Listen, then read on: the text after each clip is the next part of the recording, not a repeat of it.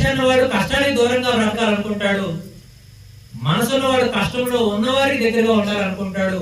అటువంటి వ్యక్తిత్వం కలిగిన వారి సాధువులు సన్యాసి.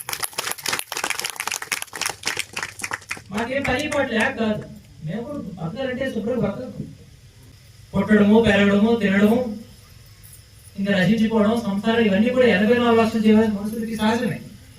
కానీ ఏ వ్యక్తి అయితే ధర్మంతో కట్టుబడి ధర్మంగా బ్రతుకుతాడో ఆ వ్యక్తి 100 సంవత్సరాలు బ్రతకక్కర్లేదు, కానీ వాడు చేసినటువంటి పని, వాడి ప్రవర్తనే 100 సంవత్సరాలు గుర్తుండిపోయేలా చేస్తుంది. అది నిజమైన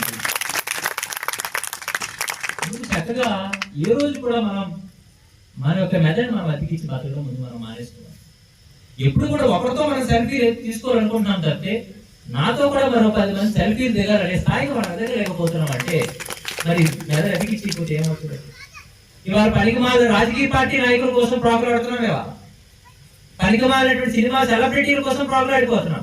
ఓ 14 రోజులు ఇన్స్టాగ్రామ్ లో రీల్స్ తిరిగేసి ఆడు సెలబ్రిటీ. ఇవాళ ఆఖరికి జీవితాన్ని త్యాగం చేసుకొని, ఆఖరికి మా యొక్క జీవితం, మా శరీరం, మా ప్రాణాలు ఈ సమాజానికి అంకితం అని చెప్పి, ప్రతి నిమిషం కూడా ఈ సమాజం ఏ రకంగా మారుతుందని చెప్పి నిత్యము వెలుగుతున్నటువంటి అగ్నిలాగా మనసులో ఆలోచిస్తున్నటువంటి సన్యాసుల కోసం ఈరోజు సమాజం ఆలోచించలేకపోతుందంటే, ఇంకా ఆలోచించడం మనం విమర్శిస్తూ బాధ పెడుతూ ఆఖరికి సమాజానికే దూరం చేసి మీరు మనుగడ సాగించుకుందాం కొంతమంది వ్యక్తులు స్వార్థంతో ఆలోచిస్తున్నారంటే దీన్ని కూడా భక్తులు ఎందుకు గమనించుకోలేకపోతున్నారు అంటున్నాను.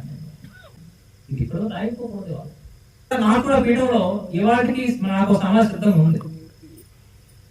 ఎందుకంటే నేను ఎంత తిరిగినా ఆఖరికి వెళ్ళేది అక్కడికే అని నేను సిద్ధం చేసుకున్నాను. ఎల్లకాలం ఉండిపోవని మాకు తెలుసు, కానీ మా భయం అంతా ఒకటే, మా శరీరాలు కూడా పోతే మీ పరిస్థితి ఏంటనేది మా బాధ. అందుకు దీనికోసం ఆలోచించే తినడానికి లేక తినడానికి అవ్వక మాకు ఉపవాసాలు సమయం ఉండదు. పడుకుంటే మాకు నిద్రలు వస్తాయి, కానీ నిద్రలు పట్టవు.